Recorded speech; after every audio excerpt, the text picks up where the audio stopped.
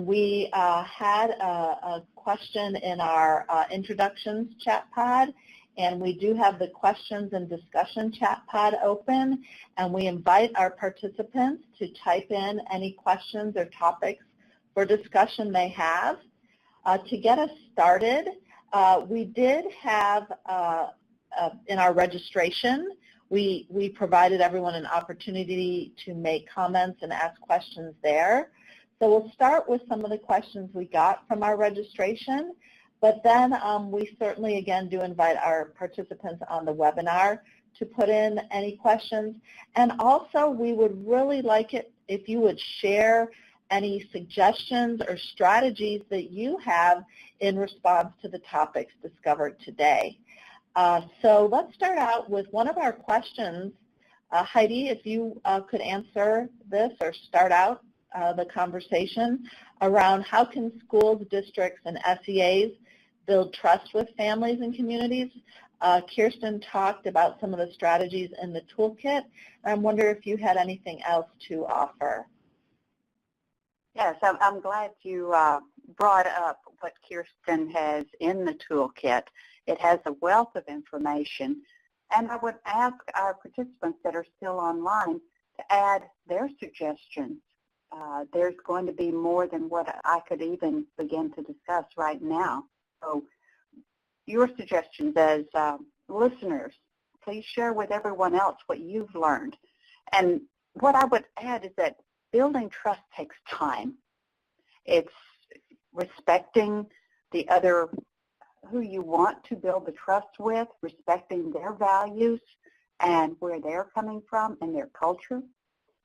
It's really the one-on-one communication whenever possible, and asking the parents or families, it may be an uncle, for their advice, their suggestions, and recognizing their strengths. And so it's a two-way street. Just think about it for yourself. If you're going to trust someone else, it's going to take that one-on-one discussion. Does anyone else have anything? I see some people typing in the pod. Thank you, Haidee.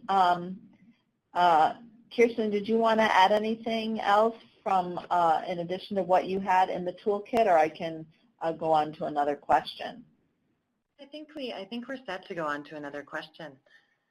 Oh, we do want to respond to the questions our participants had, and we will look at the chat pod also and refer to the responses put there. But we did have a question from a participant this afternoon. Has this toolkit been used specifically with Native families? And if so, can you give some examples? So if I'm interpreting that question correctly, we're talking about Native families in a tribal sense, and we have not used that, or we're not aware of the toolkit being used with Native families. But we have used it extensively in Guam, and we've used it extensively across the Pacific. And some examples of how that has shaken out it's been really interesting. We've had some schools use it on a school level, but we've had just as many classroom teachers use it in their classrooms to get a better understanding of their students. As I mentioned when we talked about the iceberg graphic, the below the waterline culture.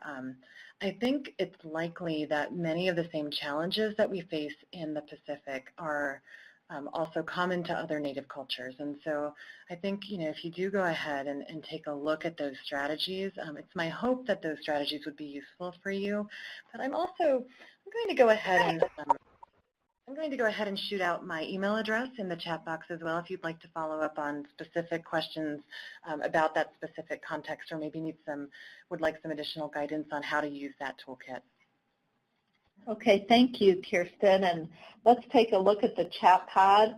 Ramona shared with us getting to know families and finding ways to make connections based on your own culture and family experiences. So identifying and sharing about your personal family and culture is a way to encourage trust, among others. Mary shared with us in Guam that one of the principals with a high Micronesian student enrollment made the school available to parents on weekends who were preparing for GED exams. And isn't that so true? Here we have these wonderful school facilities, and they're often not used to their full potential on the weekend.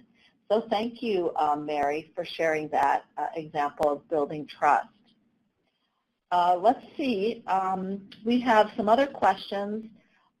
Perhaps, Kirsten, could you share with us effective strategies for reaching out and engaging parents who might have pressing family or financial situations? Again, this was one of the questions that came up in our registration. And we also invite our participants to chat and share their ideas and strategies around reaching out and engaging parents who might have pressing family or financial situations. Thank you, Jackie. I'd be happy to dive into that question.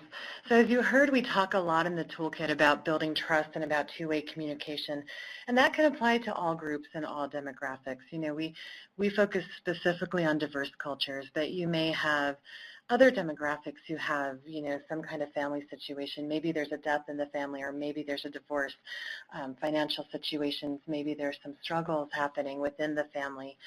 So if you've done the work to really understand your families, then you should have, I think, a baseline sense of some of the challenges that they face, right? And we want to think about how we can support them. Chances are that if you have one family in your school who's facing these kinds of issues, they're not the only one. It's, you know, it's like mice. If you see one, you probably got a dozen, right? So you have, you'll probably have a group of families who face similar challenges. And what you might want to do is pull together your teachers as a kind of a learning community to address those challenges. And we want to be respectful of families who are facing challenges. We don't want them to feel like they're being singled out. So this is another instance where we can provide resources just in a general way, for example, to help those families with their struggles. And one thing we might want to think about is, okay, how can we give those families some breathing room? So if we have financial struggles within our school, can you create a food pantry so children who are on free or reduced price lunch can bring some food home for the weekend, not just for themselves, but for maybe younger siblings, for maybe their parents? Can we create a clothing closet, for example, where people can come in and pull out some clothing that's been donated so that they can sort of ease some of the pressure from a financial perspective in that way? And there are ways to do this also, I think. I'm just brainstorming a bit here now.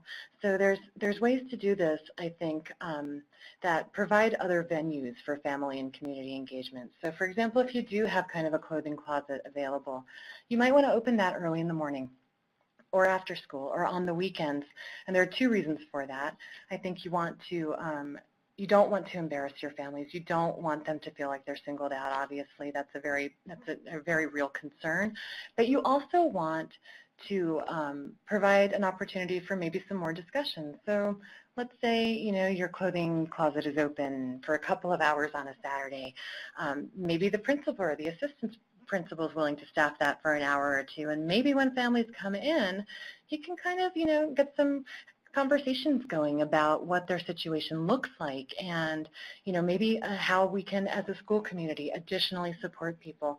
And these are things I think that you could probably engage in right away. And there's, I'm sure that in most of our school communities we can get some donations from other families to help us staff a clothing closet. And I think, there's maybe there's some space with your school counselor. If, there are multiple children struggling with a parent's divorce, maybe there can be some time where those kids can talk together. And there are obviously privacy concerns, and there may be some kinds of, there may be some barriers, as we've spoken about before, to doing some of those things. But I think those are things that we might want to think about. And we also might want to think about pulling in other agencies. So in Palau, for example, we did some collective impact work where we pulled together not only the K-12 school system, but we pulled in the Ministry of Health, for example. And so we had different agencies working together to address an issue of substance abuse. So those are just some initial thoughts on what, how you might start brainstorming around that.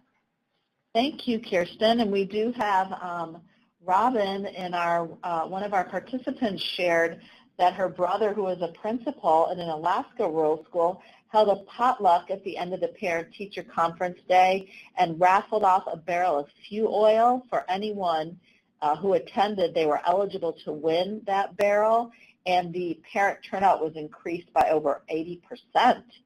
That is wonderful. Thank you, Robin, for sharing that. And she also posted that a Native school in Minnesota, a rural school, posted students' Christmas list on a moccasin and taped them up all around the school entryway, and parents showed up to check out what their children's wishes were. That is a delightful way to encourage parents to come to the school. Did any other presenter want to respond to the strategies for engaging parents who might have pressing family or financial situations? Otherwise, we have another question I can ask. Hi, Jackie. This is Stephanie, and I was going to follow up on Kristen's lead regarding partnering with other tribal programs or other programs in the community. The Menominee Indian School District, they have this wonderful partner relationship with Indian Health Service and all the programs within their community. And they've worked to look at the food that they used to be serving like 3 years ago to the students, which is a 99% Native population, and said, how can we improve the quality of life here at the school that will benefit the children? And you walk into the school today, and it's very high-level nutritional, food that you would expect in a spa, and that is the community and school coming together to share resources, to educate nutritionists in terms of, how to improve dietary, menus, restrictions. So again, it goes back to that creativity and stepping outside the school to see what resources are available. And then in most of our Native communities, there's always a go-to person in every community, and reaching out to that person and garnering their wisdom in terms of how we can better serve our families that are experiencing these challenges. Thank you so much, Stephanie. Yes, we have to, the school shouldn't feel like it's alone in working with the community. So working with the community centers and community resources is really an effective strategy. Another question that came in from our registrants was, how can schools encourage parent participation in school activities and meetings? And we saw here that Robin had shared a couple, and we do encourage our other participants on the webinar to share other strategies. Haidee, did you have something you'd like to share regarding this question? Yes, we've had a lot of great ideas shared in the chat pod, and I really encourage everyone to continue to share, because I do acknowledge we do have a lot of knowledge right here, everyone collectively together in this virtual platform. Some of the other things that you might consider, if it would work, is go for flexible times for the parents to be there. Meetings at night instead of just during the school day, and possibly even different places if you find that your parents are reluctant to come into the school. How about at their, if we're talking about Native, at their tribal headquarters or somewhere else, and to make this the school as much as possible a comfortable place to come to. And Robin and Mary have given some examples of how you might do that. Another way is to, one of the tribes in Oklahoma shared with me, when they have their children presenting, they will get a whole lot more participation. Parents will come to see their child present or to share whatever they've been doing in the schools. Those are just some of a few of the ideas. Anything else? Hi, Haidee. This is Stephanie. Oh, go ahead. Go ahead. I'm sorry. Several tribal schools that I work with and a couple of non-tribal schools that have large Native population, there is a wonderful parent engagement, family engagement facilitation style that once parents are trained on it and staff are trained on it, it kind of bubbles up, and you just see more parents being involved, parents feeling like they have the self-confidence and the skill set to be involved in the local school, and that's called parent cafes. It's training. It uses a facilitation model that's kind of like a restorative model, and it centers around the community. You model it and you engage parents to become the facilitators, and before you know it, you have parents leading these conversations within the school, within the communities, in terms of how to better support their students and families, to achieve, whether it's education or, economically. But if you have a chance, Google parent cafes. It's a wonderful tool that works in Native communities in terms of increasing parent and family engagement. Thank you, Stephanie, for that tip about parent cafes. Kirsten, did you have something you wanted to add? I did. I just wanted to circle around to something that Haidee had said about, different contexts for getting parents involved, and when parents come to see presentations, for example. And it goes back a little bit to those six types of ways of getting involved, those 6 roles. And I think sometimes when we think of parent engagement, we think of it in this very sort of inflexible and structured way. It's parents coming to the parent-teacher conference. It's, parents responding to emails from the teachers. And those are certainly important things, but I think that sometimes families are so involved with their children, with their students, in ways that we might not be thinking of leveraging. And for example, if you have a student who plays, elementary school basketball, and you know that his parents never miss a game, that's one context, if you're able to do so, to kind of go to those games if you can, and see if you can't catch that parent there and talk to that parent there. And that helps build those relationships and starts to build that trust and that communication. And we find that parents can be very responsive to that. Thank you, Kirsten and Haidee and Stephanie. I think we are coming up to time for our webinar to close. Did any of the presenters have any concluding comments before we move on to the closing of the webinar? Just that I'm sad that we have to let go of it this time, because there's some wonderful ideas being shared in the question and discussion chat pod. Thank you so very much for everyone that has joined us. We do appreciate it. Your ideas and suggestions are awesome. So at this time, we really would like it very much if you could, just right now while you're thinking about it, click on the link below and give us your feedback. It is really very important to us. We want to hear what you have got to share with us and tell us how we can improve. How can we make these webinars, these discussions better? Thank you so very much. And thank you, Kirsten, Stephanie, and Jackie for the wonderful teamwork.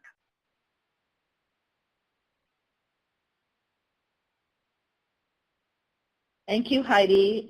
Thank you, everyone. This is concluding the REL Southwest and REL Pacific webinar today.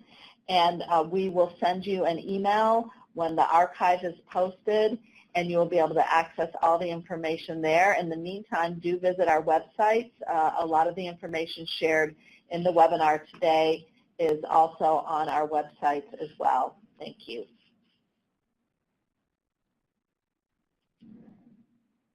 Bye, everyone.